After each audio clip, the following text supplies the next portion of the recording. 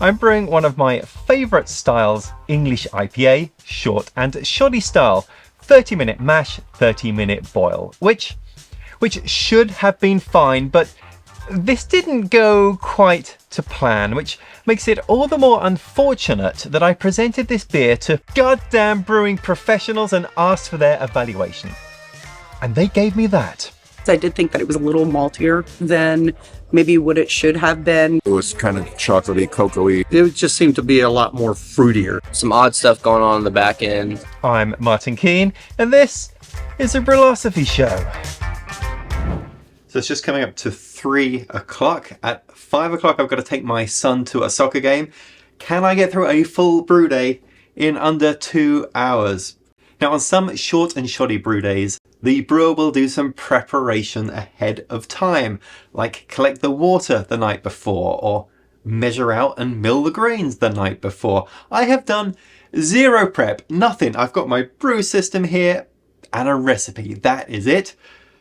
Let's get brewing.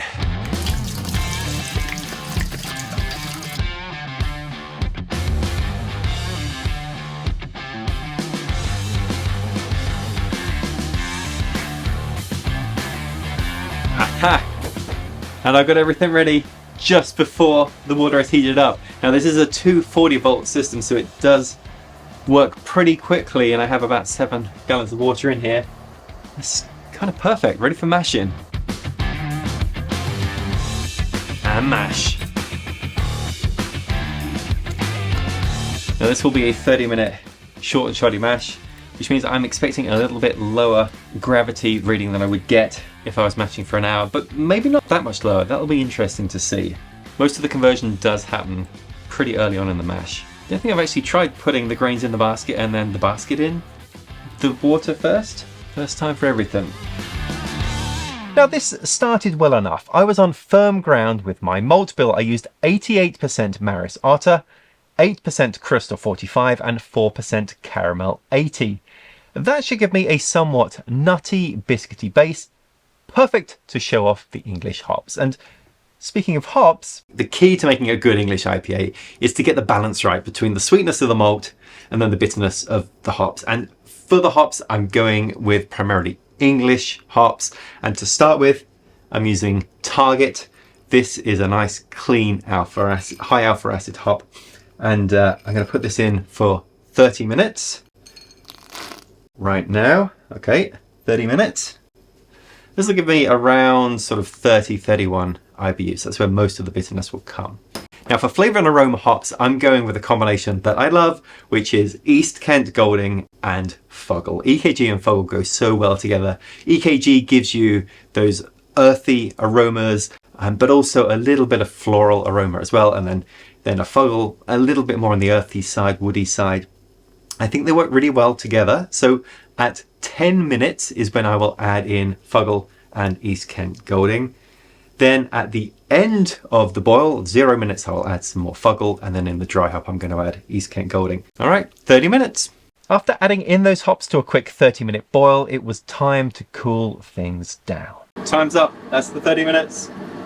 I've been recirculating through the plate chiller here back into my wort, and normally what I would do now is turn on the cold water and continue to recirculate for 5-10 minutes. Then when the temperature has dropped, then go through the plate chiller into my fermenter. Short and shoddy, we're not going to do any of that. We're just going to go straight into the fermenter. I've throttled the pump down to run about half speed, so this won't take long to fill up, just a few minutes. Let's do it. Temperature is 73 Fahrenheit. That's not too far away from where I want to be for pitching, which is 68 Fahrenheit or 20 Celsius. So I'm just going to dump this in. That's close enough, and I'll chill the rest of the way using my glycol chiller later. I'm sure the yeast will be fine. The yeast that I'm using is Imperial Yeast Pub Ale. This is A09, super flocculent, perfect for this type of beer. And when fermentation gets close to being finished, I'm going to add in my final dry hop addition, which is EKG. But that is brew day done. It took 1 hour and 40 minutes, which actually leaves me 20 minutes to clean up before I go to do the soccer run. Ready for soccer? Yeah. Ah, what a heartwarming story of time efficiency. Everything was going swimmingly. My OG was 1058, indicating a 62% brewhouse efficiency from that 30-minute mash. And I added my dry hops about a week later. I pressure transferred to a keg where the beer finished at 10:012 for a 6% beer. And here it is.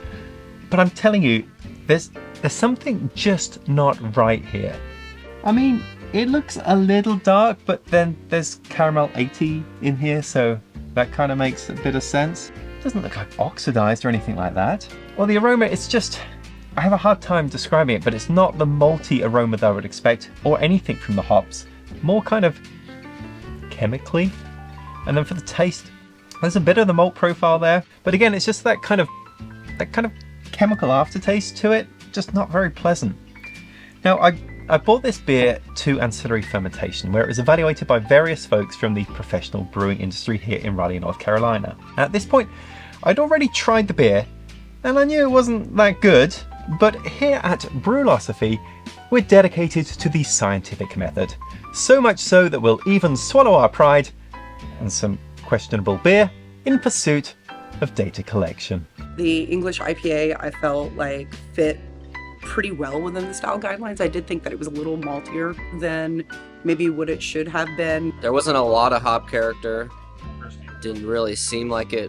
Maybe it was a characteristic English IPA. I did pick up a lot of berry notes on the aroma, also on the palate as well. I was very pleased with that. Yeah, it had a flavor profile that jarred me. Yeah, it wasn't what I was expecting, I'll say that. So how did this beer measure up? Just before we get to that, a quick reminder to consider becoming a patron of Brülosophy. By committing to a small monthly pledge, you'll receive rewards like access to unpublished recipes, not this one, unique discounts at Yakima Valley Hops, and an invitation to a monthly live Q&A session. So the survey results. A total of 20 participants were informed of the specific beer style and then completed the survey.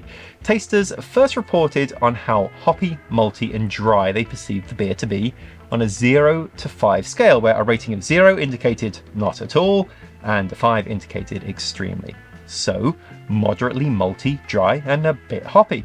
Tasters were then provided with a list of common hop, malt and yeast characteristics and instructed to select from each the one they perceived as being most prominent in the beer. Earthy was the clear winner for hop character, with some participants also noting a spicy character. Cracker and bread crust won out for malt characteristics, as did nutty, which is in line with my expectations from this malt bill. The prominent yeast characteristic was esters, no surprise given the use of British yeast. Tasters were then asked to rate how well the beer represented the intended style. Now here the beer did reasonably well, with most responses falling somewhere in the 3 to 4 range. So those were the observational results, but there was one question that I was really eager to see. Tasters were asked to rate how much they enjoyed the beer on a 0 to 5 scale. Now what did they say? Results were all over the place, with one generous participant giving the beer a 5 out of 5, but in general this was not a well-received beer, with a startling 6 participants going as far as rating the beer a solid 0. Harsh, but not entirely unjustified. I'd have given this a 2 on a good day. Now, while taking the survey, participants were also asked to indicate whether or not they detected any off flavours in the beer.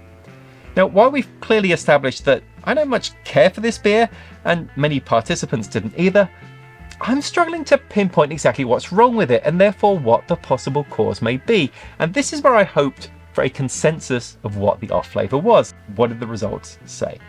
Well, a total of 12 off flavours, 12, were endorsed, and they ran the gambit from astringent and solvent leading the way on a very lengthy list. Which does seem to be in keeping with my own experience again. Something ain't right here, but it's kind of hard to put your finger on exactly what. Look, I've brewed many beers in this short and shoddy style of a short mash and a short boil. To me, the process itself is not the problem.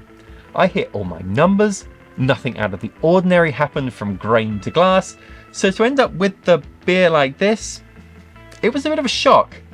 A bad ingredient, some kind of infection, bad water, recipe that didn't quite stack up, I don't know.